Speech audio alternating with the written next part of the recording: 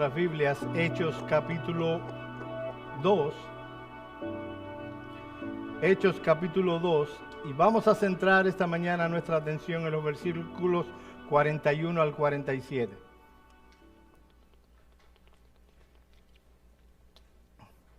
Hechos capítulo 2, versículos 41 al 47. Esta fue una de las exposiciones que estuvimos presentando a los jóvenes durante el tiempo de conferencia, y los pastores entendimos a bien exponerla en esta mañana para que los que no estuvieron pudieran también beneficiarse de esta enseñanza.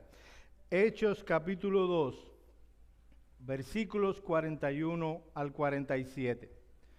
Dice la palabra de Dios: Así que los que recibieron la palabra fueron bautizados, y se añadieron aquel día como 3,000 personas, y perseveraban en la doctrina de los apóstoles, en la comunión unos con otros, en el partimiento del pan y en las oraciones. Todos los que habían creído estaban juntos y tenían en común todas las cosas, y vendían sus propiedades y sus bienes, y los repartían a todos según la necesidad de cada uno. Y perseverando unánimes cada día en el templo, y partiendo el pan en las casas, comían juntos con alegría y sencillez de corazón, alabando a Dios y teniendo favor con todo el pueblo. Y el Señor añadía cada día a la iglesia los que habían de ser salvos. Vamos a tener un momento de oración. Padre nuestro, nosotros hemos alabado, exaltado al Dios Trino. Cuánto gozo hay en nuestro corazón al ver las alabanzas que son elevadas a ti, porque tú eres merecedor de toda la exaltación, de toda la veneración de todos los hombres. Señor, delante de ti hemos venido para que tu Espíritu Santo aplique tu palabra en nuestros corazones. Oh Señor, concédenos a toda esta iglesia, a todos los que están presentes en esta mañana, que puedan vivir una vida perseverante en servicio a ti todos los días de su vida, hasta que tú vengas por nosotros o partamos de este mundo. Señor, esto es algo que solo por tu gracia tú concedes a los hombres. No es por nuestro esfuerzo, no es por nuestra inteligencia, sabiduría o sagacidad. Es solamente por la obra de Cristo y por la obra del Espíritu Santo en los corazones. Concédenos que este texto pueda ser claro en nuestra mente, en nuestro corazón, y danos el poder para hacerlo. En el nombre de Cristo oramos. Amén. Amén. Mis amados hermanos, leí en una ocasión, no sé qué tan científico sea en realidad, pero lo leí y me pareció interesante empezar mi exposición con esta historia. Leí de un experimento que realizó un biólogo marino siempre se me olvida la palabra, en un acuario, gracias. La palabra que me viene a la cabeza es zoológico. Acuario, en un acuario. Este hombre encerró un tiburón en un estanque y esperó unos días para que el tiburón tuviera hambre. Les lanzó unos peces y obviamente con el paso de los tiempos, este tiburón se comió los peces que estaban en el estanque. Así que el biólogo marino, luego de algunos meses, donde estaba el tiburón, puso un cristal donde el tiburón no pudiera pasar al otro lado del estanque. Sepan ustedes que los tiburones tienen buenas cualidades, grandes dientes, rapidez y demás, pero no tienen buena vista. Así que puso peces del lado allá, y obviamente cuando el tiburón tuvo hambre, nuevamente quiso acercarse a los peces para cazarlos. Sí, debe ser cazarlos. Así que cuando el tiburón se acercaba a los peces, lo que hacía era chocaba contra la pared de cristal. Volvía a intentarlo y chocaba contra la pared de cristal. El biólogo notó que con el paso del tiempo, el tiburón dejó de insistir en tomar los peces que estaban del lado allá. No importa qué tanto él tuviera hambre. Ya no insistía en comerse los demás peces. Así que lo que hizo el biólogo fue quitar el cristal que separaba al tiburón de los peces, y curiosamente el biólogo notó que el tiburón seguía sin ir a buscar a los peces, aun cuando ya no tenía una pared de cristal que impidiera que hiciera tal cosa. Lo que hizo esa pared de cristal fue matar en este tiburón la perseverancia, la insistencia en buscar alimento. Él pensaba que todavía había algo que dividía entre él y el alimento que tanto necesitaba. Mis amados hermanos, al igual que el relato que hice ahora, muchas veces nosotros nos rendimos después de haber fracasado una y otra vez. Quizás en las metas que nos hemos propuesto, en los estudios o en el trabajo o en los negocios, eso nos pueda pasar. Ahora, hay un lugar en donde nosotros debiéramos manifestar perseverancia hasta el final. Y eso es en el servicio, en la vida cristiana. El texto que nosotros tenemos delante de nosotros es el ejemplo de una iglesia que se mantuvo perseverando en el servicio al Señor, aun cuando las circunstancias cambiaran. Este sermón tiene que ver con la perseverancia. No con la perseverancia de los santos en el sentido teológico, que yo puedo venir y probar que la salvación del cristiano no se pierde. No es de eso de lo que estaremos hablando en esta mañana. Estamos hablando de perseverar en lo práctico, en el servicio al Señor, en el contexto de una iglesia. Y lo primero que quiero que noten en nuestro texto es la naturaleza de la perseverancia. ¿De qué perseverancia estamos hablando? A diferencia de lo que muchos piensan cuando vienen a este texto, el centro de nuestro texto no está en las cosas que la iglesia primitiva hacía. Uno ve a los predicadores cuando exponen Hechos capítulo 2, versículos 41 al 47, y su enfoque es sobre lo que la iglesia hacía. Ese no es el centro del texto. Generalmente cuando expositores quieren llamar la atención de este pasaje, se enfocan en lo que la iglesia primitiva hacía. Pero el énfasis de este pasaje no está en darnos un programa rígido de lo que una iglesia debe hacer. Algunas cosas que la iglesia hacía en ese contexto luego fueron cambiadas. Es cierto que otras quedaron, pero no todo quedó, o al menos no de esta manera. Así que el énfasis no es de lo que hacían. El centro de este pasaje está en mostrar que esta iglesia en Jerusalén se caracterizaba por un estilo de vida perseverante. Ellos no solo estaban entusiasmados porque había venido el Espíritu Santo, porque habían visto cómo se hablaba en lenguas. Ellos habían recibido al Espíritu Santo, y ese Espíritu Santo, si algo hizo, fue capacitarles a perseverar.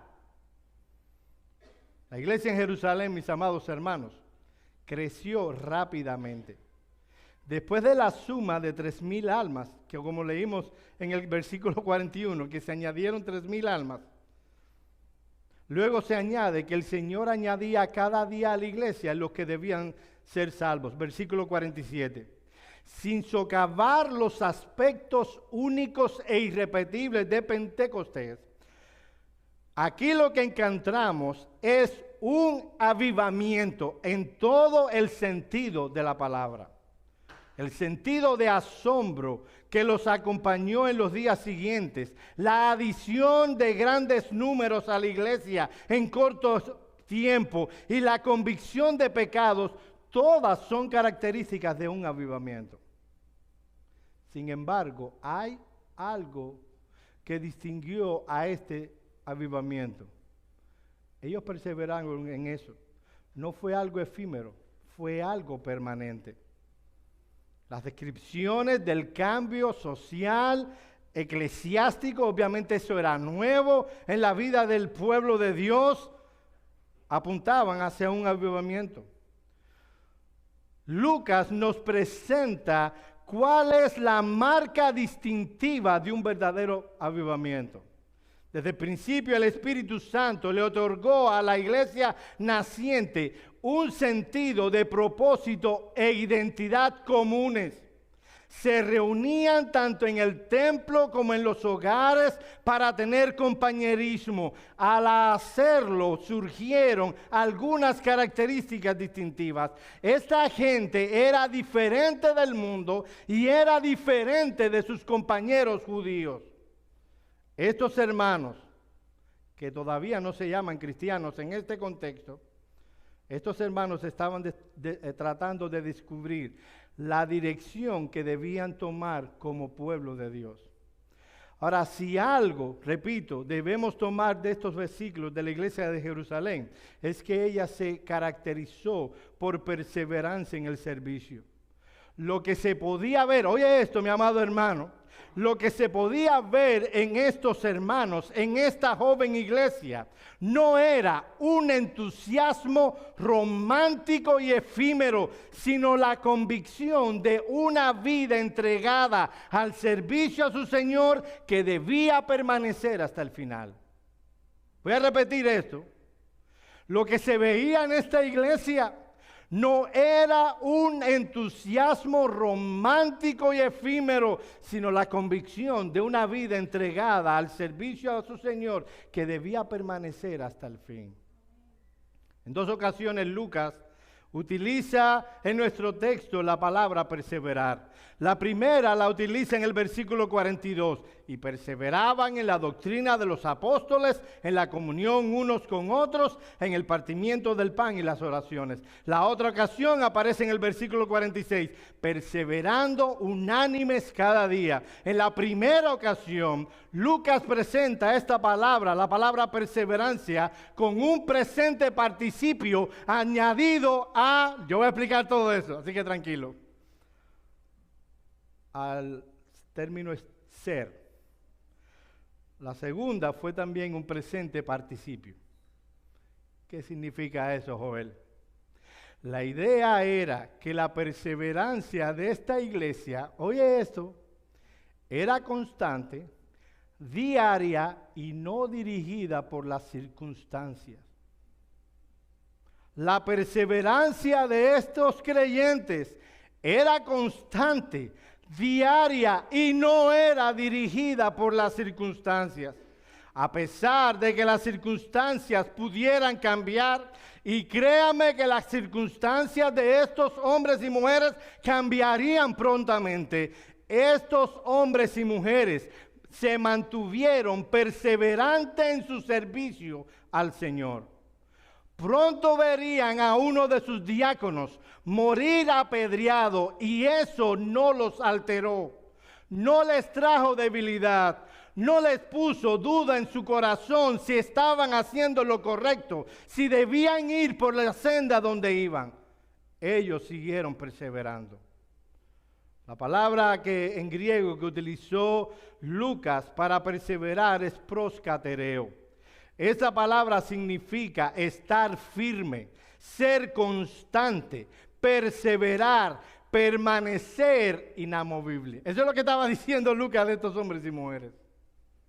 Esta palabra se utiliza aquí en forma intensiva del catereo, o sea, estar firme. Pro es intensivo. Denota, oye esto, mi amado hermano, oye esto. En persistir firmemente en una cosa, dando cuidado constantemente. De hecho, cuando aparece en el Nuevo Testamento, muchas veces se utiliza esta palabra, se traduce esta palabra como asistir, porque no es simplemente estar parado, firme, como lo es su pulmón, es firme en un servicio que se presta. Es por eso que esta palabra se utiliza en Hechos 17. Yo espero que estés captando de dónde vengo y a dónde voy. Y se traduce de esta manera. Ido el ángel que hablaba con Cornelio, este llamó a 2 de sus criados y a un devoto soldado que le asistía. Es la misma palabra. O sea, es asistir, es perseverar en un servicio. Si lo pudiéramos resumir en 2 palabras.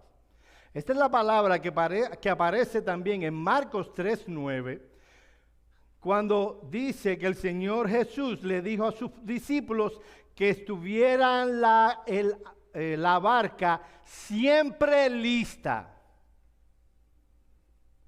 Volviendo al libro de los Hechos. Mis amados hermanos, la perseverancia de estos hombres y mujeres era la conciencia real de que habían sido llamados a servir al Señor y servirse los unos a los otros, y en eso ellos estaban firmes y no se movían, independientemente de las circunstancias. Hechos 2 está en el contexto de la venida del Espíritu Santo en el día de Pentecostés. La consecuencia, oye esto, mi amado hermano, y mi llamado de atención es que es tan fácil desconcentrarse a veces. Yo sé que ustedes son diligentes en oír a sus predicadores, pero déjenme ayudarles. La consecuencia de la venida del Espíritu Santo no fue que empezaron a tener nuevas revelaciones. Revelaciones directas. No, vino el Espíritu Santo y cada uno dijo, bueno, si ya tengo un canal directo con el Espíritu, ya me voy para mi casa y ahí aprendo yo y el Espíritu. No fue eso lo que pasó. Más bien, la venida del Espíritu Santo trajo un ánimo renovado para aprender y permanecer en lo que se les había enseñado. El Espíritu Santo les capacitó para que aprendieran la verdad y se mantuvieran firmes en la enseñanza de los apóstoles. Tal vez podría decirse, mis amados hermanos, que el Espíritu Santo en el día de Pentecostés abrió una escuela con 3,000 pupilos, con 3,000 alumnos. Los apóstoles enseñaban la palabra y ellos aprendían. Ahora, ¿saben una cosa? ¿Sabe que hay algo curioso que a veces no prestamos atención a ellos? Las personas esos 3,000 que se hablan ahí, la mayoría eran religiosos conocedores del Antiguo Testamento. Probablemente eran personas muy conocidas del Antiguo Testamento. Estaban allí en Jerusalén por una actividad religiosa, el día de Pentecostés. Eran personas que habían conocido el Antiguo Testamento por mucho tiempo y ahora estaban sentados frente a un grupo de hombres que eran en su mayoría, ¿qué cosa? Pescadores. Estos 3,000 no vinieron y dijeron, ¿quiénes sois vosotros? Como dirían los españoles, para decirnos lo que debemos hacer. Llevamos más tiempo y sabemos más. No fue lo que pasó. Ellos se sentaron a aprender. Ellos se sentaron a oír a esos discípulos del Señor Jesús, a oír lo que tenía que decirles a ellos. Y ellos perseveraron en esa enseñanza. Déjenme aplicar algo. ¿Saben cuál es uno de los peligros que atenta contra la perseverancia? Llegamos a una iglesia, sea que nos convertimos o de pronto nos comprometimos con esa iglesia y empezamos. Yo estuve en una iglesia donde de pronto uno se convirtió. No estoy hablando mal de él, eso nos pasó a todos en algún momento. Y le dijo al pastor, pastor, esta iglesia está muy sucia. Todo lo que es de iglesia en algún momento ha estado sucio. Yo quiero pintar la iglesia. Ah, bien, le compraron la pintura y ese hombre pintó todo el local. Estamos hablando de un local bien grande. Una vez que terminó, no hizo nunca más nada. ¿Y por qué pasa eso? ¿Por qué perdemos el entusiasmo? ¿Por qué dejamos de perseverar en el servicio? Una de las cosas que atenta contra el cristiano es la inconsistencia, mis amados hermanos. Santiago 1:8 dice, el hombre de doble ánimo es inconstante en todos sus caminos. Aunque este texto, yo lo sé, yo hice mi trabajo de exégesis. Aunque este texto está en el contexto de la oración, Santiago 1:8, Aún así es un ejemplo claro de que la inconsistencia no le permitirá a un creyente perseverar en el servicio que ha determinado hacer. Es inconstante porque es de doble ánimo. Lo interesante, mi amado hermano, es que hay una increíble unión entre la inconsistencia y la ausencia de un espíritu enseñable. Lo que está diciendo Lucas es que la iglesia de Jerusalén tenía un espíritu enseñable y luego permanecían diligentemente y consistentemente en aquello que habían sido enseñados. Algunos creyentes, mis amados hermanos, y esto lo voy a decir con mucha tristeza, necesitan para mantenerse activos en el contexto de la iglesia de conferencia. Entonces van de conferencia a conferencia. Cuando se sientan que están un poco desanimados, van a una conferencia. Si no pueden ir, al menos buscan una en YouTube donde puedan activarse y cargar las energías otra vez. Déjenme decirle que estos creyentes no tenían conferencia. Solo tenían el ministerio ordinario de la iglesia local encabezada por los apóstoles. Yo creo que ha sido una bendición las conferencias. Y yo creo que ha sido una maldición. Porque ahora, si no eres un conferencista destacado, de esos de los que salen por ahí, algunos son mis amigos y los amo, yo no estoy hablando más de ellos, yo estoy hablando de los que aman las conferencias. Si no tienes a ese tipo de pastores, las ovejas se sienten como que están en una iglesia de segunda categoría. Esos hombres que salen en conferencia, mis amados hermanos, ustedes lo saben, son muy inusuales en el reino. La mayoría de los predicadores y expositores son simples mortales como los que nos paramos aquí cada mañana. La iglesia de Jerusalén solo tenía el ministerio ordinario y perseveraban. Habiendo visto la naturaleza de la perseverancia, veamos en segundo lugar el contexto de la perseverancia. Versículos 43 al 46. Todos los que habían creído estaban juntos y tenían en común todas las cosas. Y vendían sus propiedades y sus bienes y los repartían a todos según la necesidad de cada uno.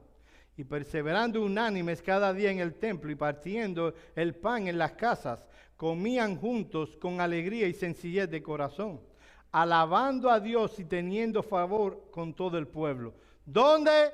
Y el Señor añadía cada día a la iglesia los que habían de ser salvos. Versículo 41. Así que los que recibieron su palabra fueron bautizados y se añadieron aquel día como 3,000 personas. La pregunta es, ¿dónde se añadieron? El versículo 46 nos dice, a la iglesia. Es obvio que el contexto en el que debemos perseverar en nuestro servicio es puramente eclesiástico. No estamos hablando de un servicio que prestamos en nuestros trabajos. No estamos hablando del servicio que debemos prestar a la sociedad o a nuestra nación. Este servicio perseverante era en el contexto de una iglesia local. Veamos algunos elementos que estaban presentes en este servicio perseverante.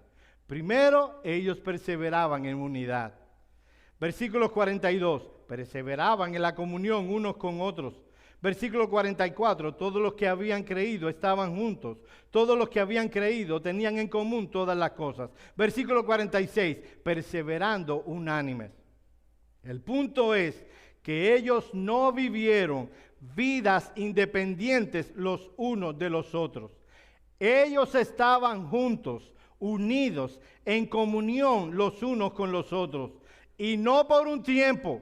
La expresión juntos que vemos aquí no era que simplemente estaban pegados los unos a los otros espacialmente. No. Había algo más grande que eso. Ellos habían sido unidos en el cuerpo de Cristo. Ellos habían determinado, ellos tenían el compromiso de andar por el mismo camino. Y en eso ellos perseveraron. Mis amados hermanos, estas personas, estos hombres y mujeres redimidos que se unieron a la iglesia, empezaron a vivir como una familia. La relación fundamental, eso es lo que está detrás de la palabra juntos. La relación fundamental más estrecha, humanamente posible, después de la familiar, era la iglesia. Siempre les he dicho que los refranes del mundo tienen más sabiduría que las telenovelas que algunos ven. ¿Qué dice este refrán? Dime con quién andas y te diré quién eres. ¿Quiénes son tus amigos, tus compañeros de vida? Estoy hablando aparte de la familia. ¿Con quién andas? ¿Quiénes son tus amigos? Déjame decirte que al menos hay un principio que se desprende aquí. Deberían ser aquellos que promueven en ti piedad, temor de Dios y perseverancia. ¿Son esos tus amigos? Eso solo lo puedes encontrar en el contexto de la iglesia. Déjeme aplicar algo más antes de seguir con el asunto. Ya en el primer punto puse un enemigo contra la perseverancia. Hay otro enemigo contra la perseverancia, que a veces está en nosotros y ni nos damos cuenta. Es la pereza. Algunas personas no son perseverantes en su servicio porque no han aprendido a luchar contra este grosero y perverso pecado. La pereza es un grosero y perverso pecado. Mira cómo lo ve Dios, Proverbios 19:15. La pereza hace caer en profundo sueño y el alma ociosa sufrirá hambre. ¿Notaste una cosa? La pereza no tiene que ver con lo que hacemos o dejamos de hacer. La pereza tiene que ver con el alma.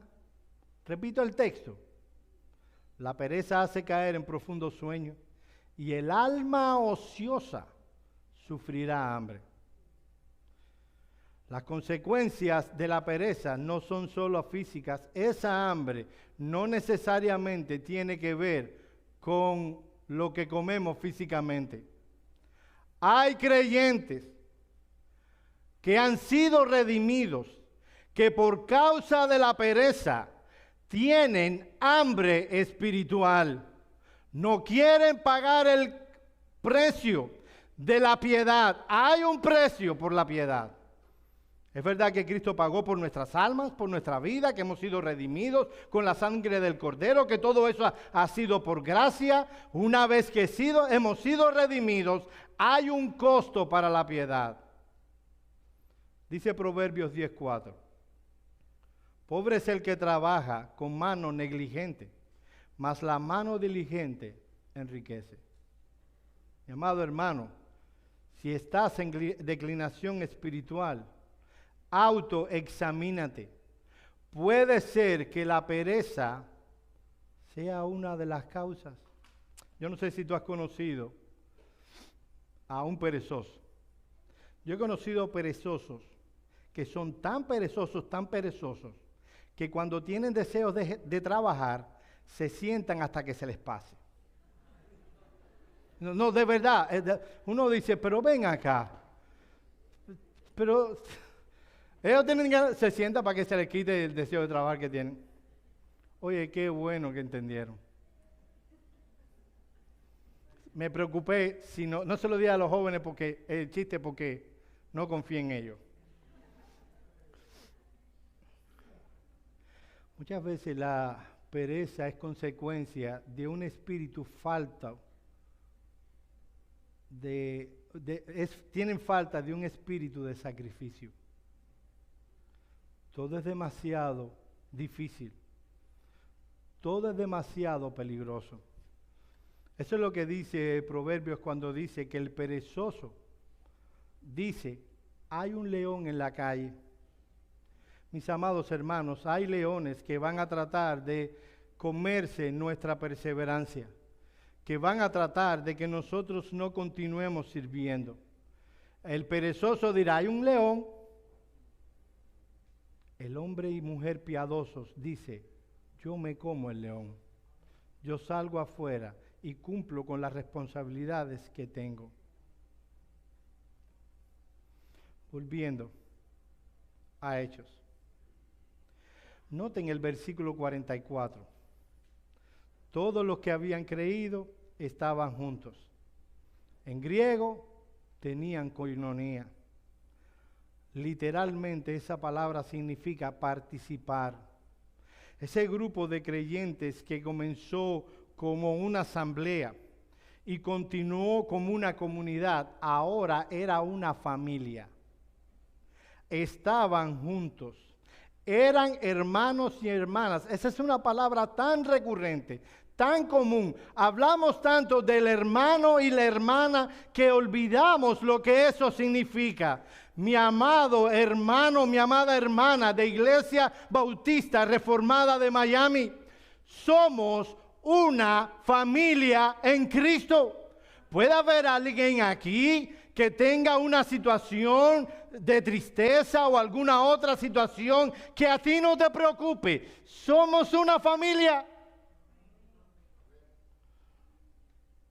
Una familia que goza de comunión. Es lo contrario al independentismo. Alguien que vive su vida y que espera que nadie se meta en la suya, que no se mete con nadie y espera que los demás hagan lo mismo con él. Eso no es cristianismo. Fíjense que no hablé de eso, no es reformado, no, yo no dije eso. ¿Qué dije? Eso no es... No, espérate. ¿Eso no es qué? ¿Sabes qué es lo que pasa? Que tenemos carencia de comunión con Dios.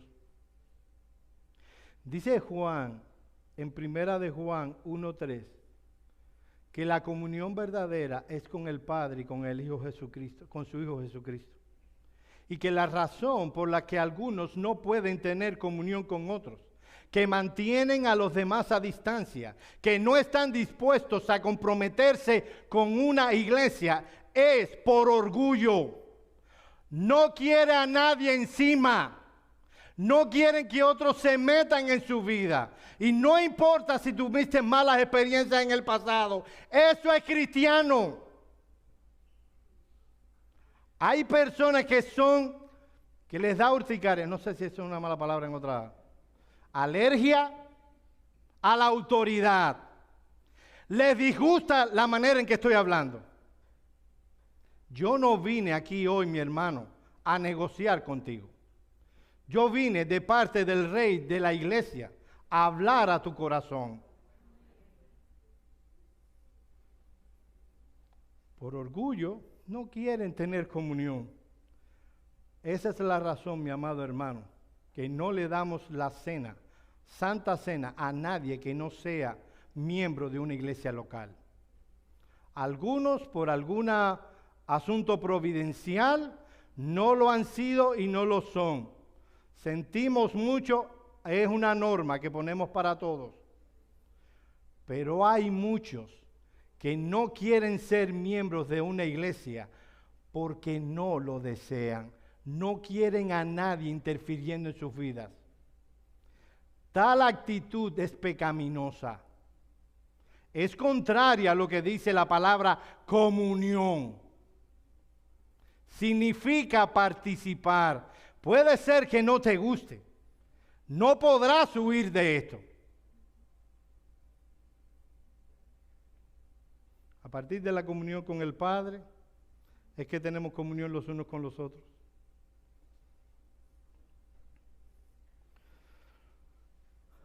¿Quieren hacer una prueba qué tanto se insiste en el Nuevo Testamento sobre los unos y los otros? Voy a presentar algunas muestras. Un mandamiento nuevo os doy, que se amen los unos a los otros. Como yo os he amado, así también se amen unos a otros. Juan 13:34. Así nosotros, siendo muchos, somos un cuerpo en Cristo, pero todos miembros los unos de los otros. Romanos 12:5. Ámense los unos a los otros con amor fraternal. Romanos 12:10. Respetándose y honrándose mutuamente. Romanos 12:10. Estén capacitados para instruirse unos a otros. Romanos 15:14. Los miembros tengan el mismo cuidado los unos para los otros. Primera a los Corintios 12:25. Sírvanse unos a otros con amor. Gálatas 5:13. Ayúdense unos a otros a llevar sus cargas. Gálatas 6:2. Con paciencia soportándoos los unos a los otros en amor. Efesios 4:10. Sean en cambio bondadosos, compasivos los unos con los otros. Efesios 4:32. Sométanse unos a otros con reverencia a Cristo. Efesios 5:21. Sino estimad humildes a los demás como superiores a vosotros mismos. Y puedo seguir.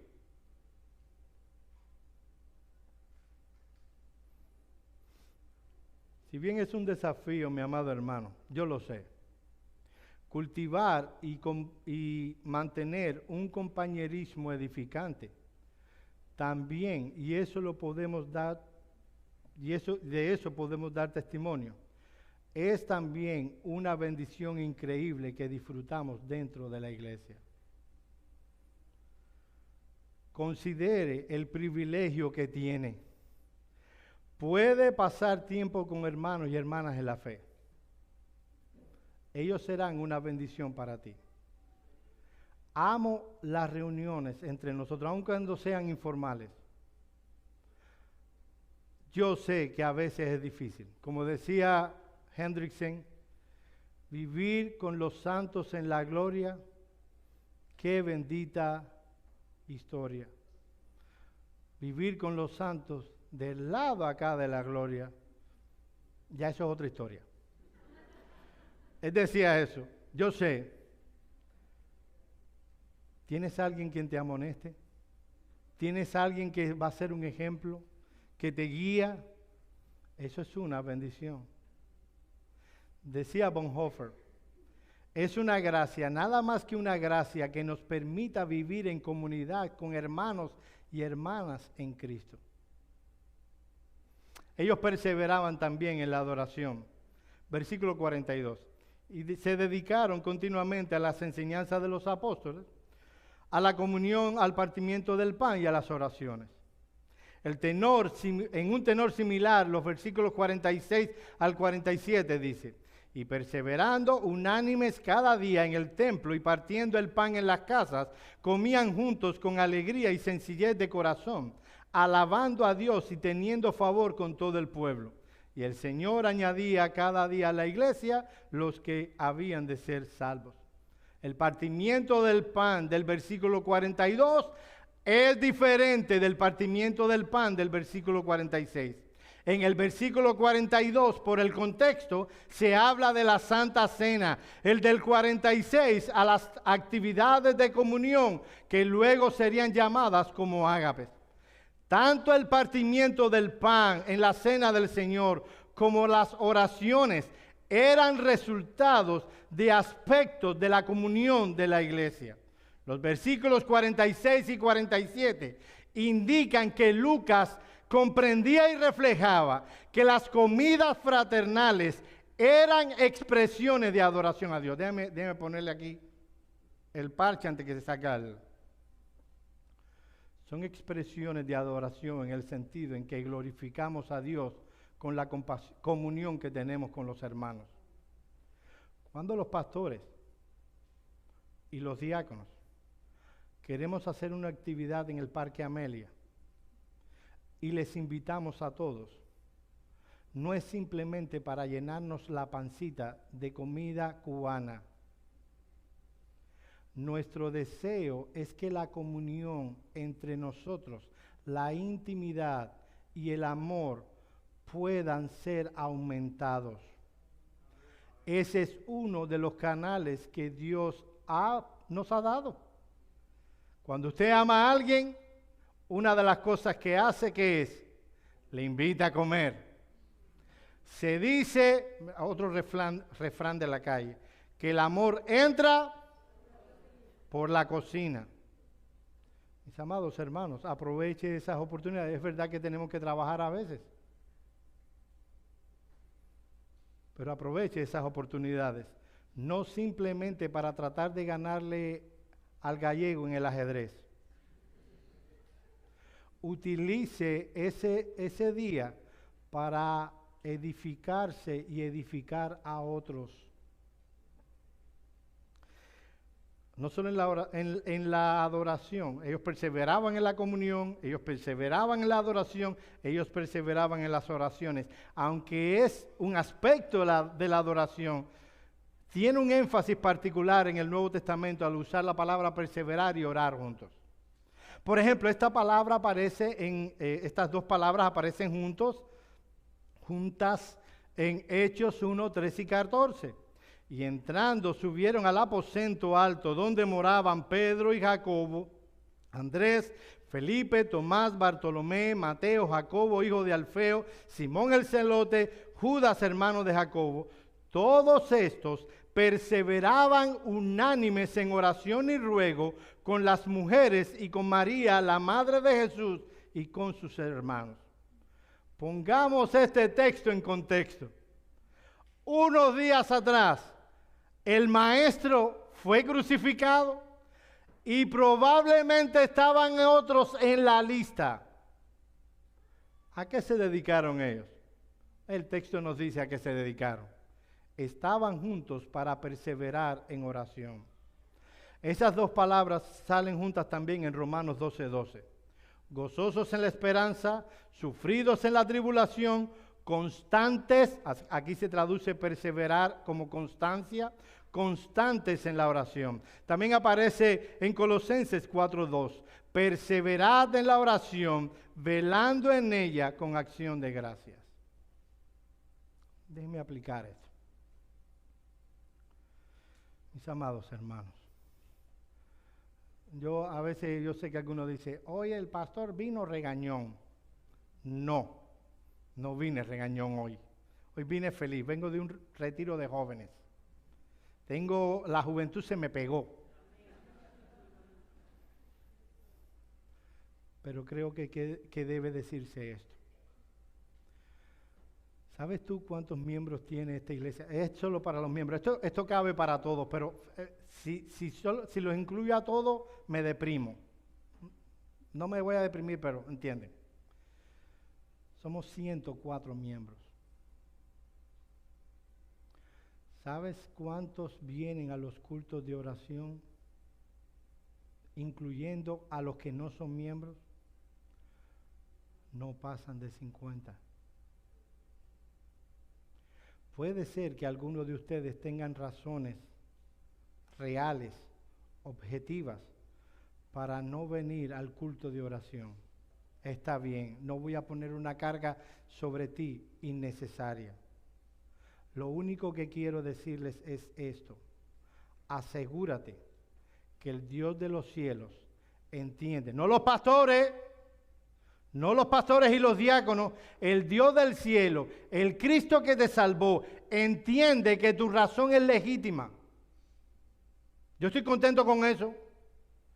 Que tú puedas sentarte con Dios y estar seguro de que no vendrás al culto de oración porque el Dios del cielo te dio permiso. Yo no soy el Señor de la conciencia de ninguno. No he llamado a alguno porque no viene al culto de oración. ¿Es o no es? Los que son miembros aquí. ¿Yo he llamado a alguien aquí? Porque yo no doy permiso o despermiso, esa palabra a lo mejor no existe, para que alguien venga o no. ¿Sabe quién es el que da permiso aquí para no venir a la iglesia a la adoración?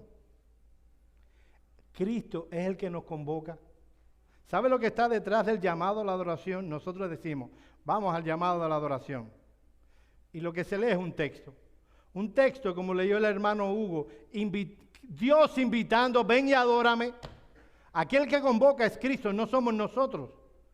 Así que debemos asegurarnos, cuando no vamos a la reunión de adoración, de oración, que el Dios del cielo entiende que la razón, la causa por la que no voy es simplemente legítima. Hermanos amados, la tarea que Dios nos ha dado como iglesia, ¿oíste la oración esa? Tan simple. La misión que Dios nos ha dado como iglesia, no a mí, solo, a mí y a ti. La misión que Dios nos ha dado como iglesia excede a nuestras capacidades humanas y espirituales. Hay un león rugiente que anda en derredor buscando a quien devorar. Satanás no se ha cansado y no se cansará. No nos ha dejado por incorregibles como iglesia. Satanás quiere destruir la obra de Dios. Satanás quiere destruir la iglesia de Dios. Por otro lado, tú y yo tenemos suficientes pecados para echar a perder la mejor iglesia. Hay personas que dicen, no, yo estoy buscando la iglesia perfecta. Te exhorto a que no lo hagas.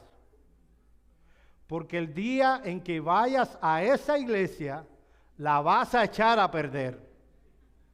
Si tú encuentras la iglesia perfecta, la vas a dañar. ¿Sabes por qué? Porque tú eres pecador. Como yo lo soy. De paso, no, esa iglesia no existe. Esa iglesia la veremos en el cielo. Tú y yo tenemos suficiente maldad como para echar a perder esto. Mis amados hermanos, no necesitamos orar más. Ustedes saben lo que yo pienso de la oración. Es eminentemente dependencia, depender de Dios. Es el reconocimiento sincero de un pecador falible que viene ante Dios reconociendo, valga la redundancia, que necesita a cada segundo de Dios. Eso es oración. En los minutos que me restan, ya vimos la naturaleza, ya vimos en los minutos pasados la naturaleza, el contexto, en último lugar y en pocos minutos, los principios que permean la perseverancia cristiana. Y va a ser rápido, se los prometo. Ustedes saben que William dice cada rato que hay tres cosas hay a tres personas que no se le debe creer nunca.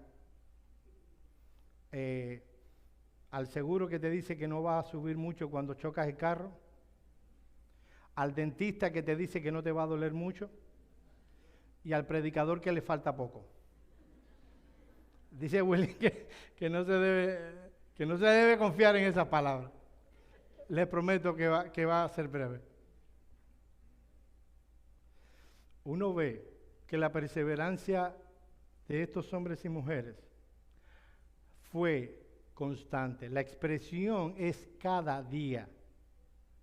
La expresión de Lucas indicaba que la perseverancia de esta iglesia, oye esto, no era esporádica ni incidental, sino constante e intencional.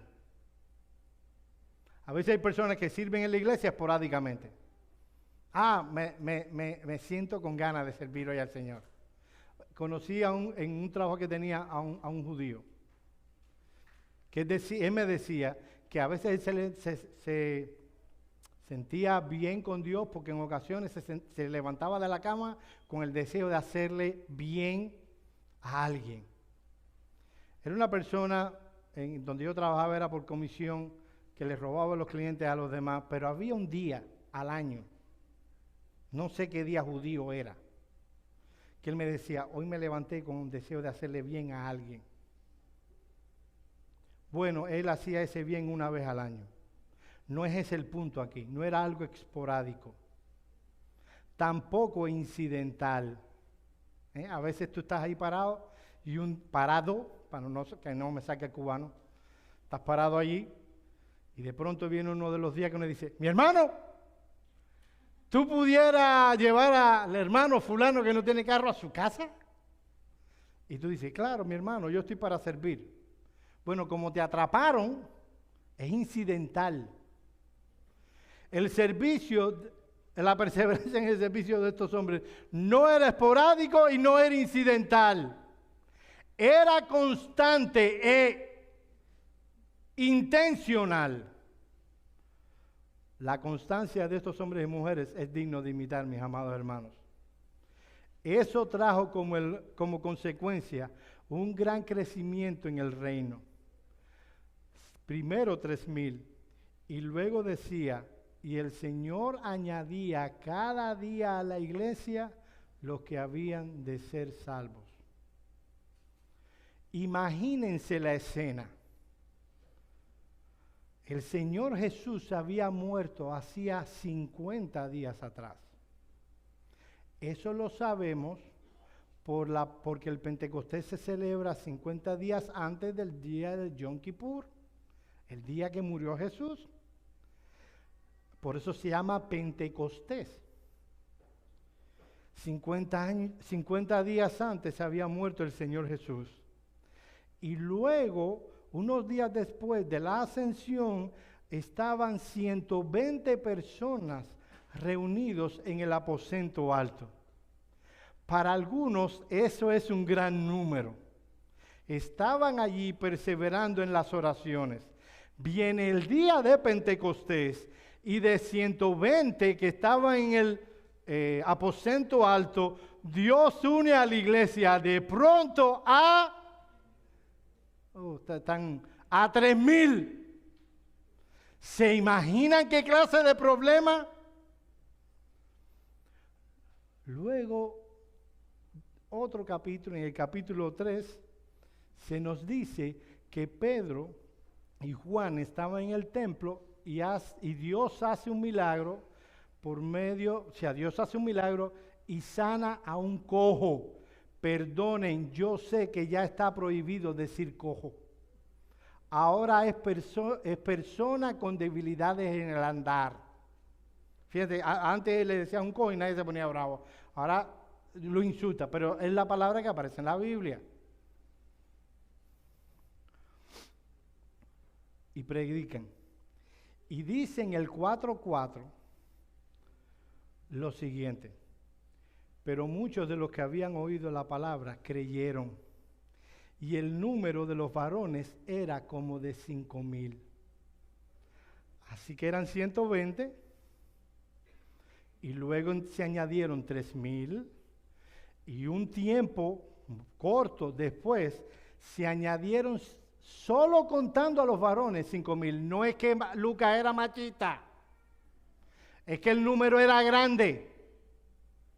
Las mujeres en esto siempre van delante de los hombres. Por eso contaron solo los varones. Ahora, vamos a suponer, que estoy seguro que fueron más mujeres que hombres, pero vamos a suponer que junto con los 5,000 varones se añadieron 5,000 mujeres. Ahora la iglesia en unos días tenía 15,000 miembros. Wow, mi hermano, déjame hacerte una pregunta. Con nuestro nivel de compromiso y de servirnos los unos a los otros, ¿tú crees que Dios nos dé, por su gracia, de pronto un avivamiento de 15,000 personas? ¿Tú crees que estamos capacitados para que Dios deposite en nuestras manos? Y cuando digo nuestras manos, no es de los pastores, estoy hablando de nosotros, de pronto a 15,000 personas. Yo sé que este caso de la iglesia de Jerusalén es inusual, pero estoy seguro que la razón por la que Dios hizo tal cosa en su soberana voluntad es porque Dios había operado en el corazón de estos hombres y mujeres perseverancia en el servicio. La perseverancia en el servicio de estos hombres y mujeres era constante. Segundo, era una perseverancia sujeta. Dice el texto claramente que ellos estaban aprendiendo la enseñanza de los apóstoles. Ellos no estaban trayendo sus propias ideas. Era una perseverancia sujeta. Estos hombres y mujeres no le tenían temor a la autoridad. Ellos sabían que los apóstoles eran una autoridad delegada y así lo recibieron. En último lugar, era una perseverancia en el servicio sacrificial. ¿Cómo lo sabemos? Dice que vendieron sus cosas y se las repartieron los unos a los otros según la necesidad de cada uno. ¿Te imaginas? Yo sé lo que es tener una casa. Yo tengo una casa. Todavía no es pecado. Yo tengo mi casa. Aquí el pastor Ricardo tiene su casa. Levanten la mano los que tienen casa aquí. Okay. ¿Te imaginas que de pronto esto no fue obligado, esto fue de corazón, esto no fue por mucho tiempo. Luego fue necesario que las demás iglesias ayudaran a la iglesia de Jerusalén. Pero uno que tiene casa y que la limpia y se va a caer algo y lo arregla, y si no sabe llama a alguien y uno mira su casita, ¿no te has visto a ti haciendo eso? Y uno dice, Señor, gracias porque tengo más que sustento y abrigo. Uno sabe lo que sería para el corazón de uno vender su casa y decirle a los líderes de la iglesia, aquí está mi dinero, repártala entre todos. Yo no estoy diciendo que vendas nada. Yo lo que estoy diciendo es que la perseverancia de servicio de estos hombres y de mujeres era una perseverancia sacrificial. Mi amado hermano, servir al Señor cuesta. Esa es la razón por la que Pablo en Romanos 12:1 dice, así, hermanos, los ruego por las misericordias de Dios, que presentéis vuestros cuerpos en sacrificio vivo, santo, agradable a Dios, que es vuestro culto racional. Hay un sacrificio que hacer. En conclusión, si tú te sentaras hoy con el Señor y tú te autoexaminaras y tú miras lo que hay en realidad en tu alma, tú puedes decirle a Dios que tú estás disfrutando y viviendo una perseverancia en el servicio, que no es algo que tú haces esporádicamente, que no es algo que tú haces incidentalmente, sino que tú haces constantemente, en sujeción y de manera sacrificial. Cuando uno ve la historia de la iglesia, mis amados hermanos, uno se da cuenta que siempre que hubo avivamientos fue en el contexto de iglesias que disfrutaron y vivieron este tipo de perseverancia. Quiera Dios por su gracia que todos los que estamos aquí podamos vivir delante de Dios este tipo de perseverancia. Vamos a orar.